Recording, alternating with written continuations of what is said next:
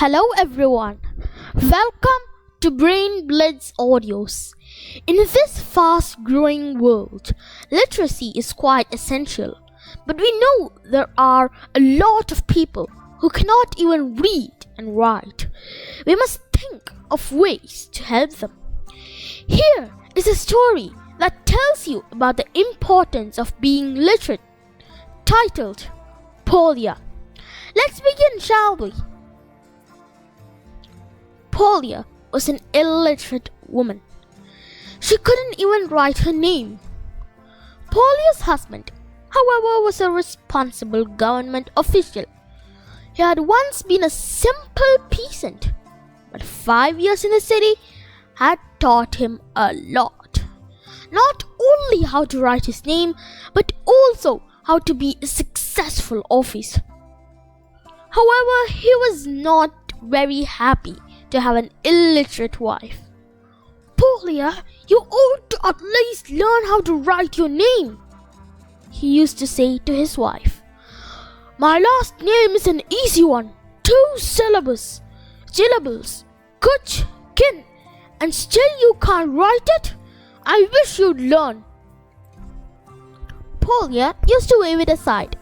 "There's no use in me trying to learn it now, Ivan," she would answer.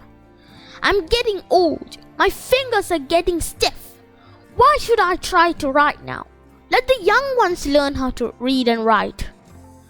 Polya's husband was a terribly busy man and did not have the time to argue with his wife, so he kept his mouth shut.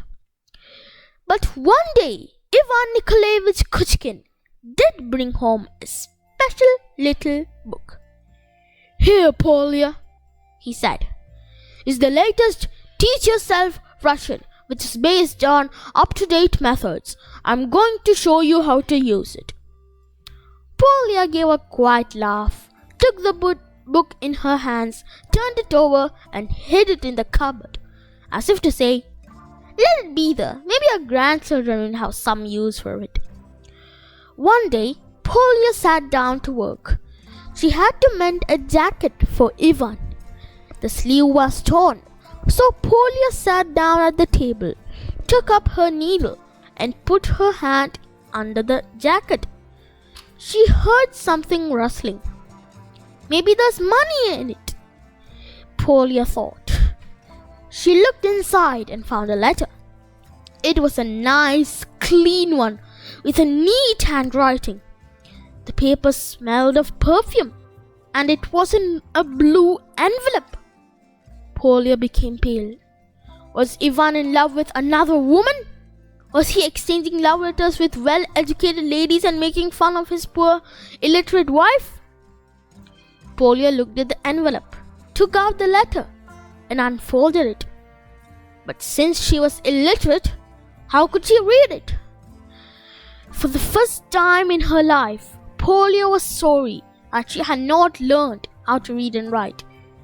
"Even though it is somebody else's letter," she thought, "I have got to know what is in it. Maybe it will change my whole life. Maybe Ivan loves another woman. Maybe I'll have to go back to the country and work as a peasant." Polya started to cry and began thinking about how Ivan seemed to have changed lately. He seemed to be taking more care of his mustache and his clothes. Polya sat looking at the letter. She kept crying and sniffing, but she could not read it at all. To show it to someone else would be unthinkable. Polya hid the letter in her cupboard, finished sewing the jacket, and waited for Ivan to come home. When he returned, Polya did not let him know that anything had happened. On the contrary, in a calm and even voice, she told her husband that she had nothing against doing a little studying and that she was fed up being an ignorant, illiterate peasant. Ivan Nikolaevich was overjoyed to hear it. "That's just fine," he said. "I myself will teach you how to read and write." All right, go ahead, said Polya as she stared fixedly at Ivan's clipped little mustache. For 2 silent months, Polya studied every day. She patiently put together the words, learned 2 from the letters, and memorized sentences. Every evening, she took the treasured letter out of the cupboard and tried to find out its secret meaning. But it was no easy job. It was the 3rd month before Polya learned how to read. One morning, when Ivan Nikolaevich had gone off to work, Polya took the letter out of the cupboard and started reading it. It was hard for her to understand the small handwriting, but the slight scent of perfume from the paper pushed her on. The letter was addressed to Ivan Nikolaevich. Dear friend, I am sending you the book I promised. I think that your wife should be able to learn how to read in 2 or 3 months.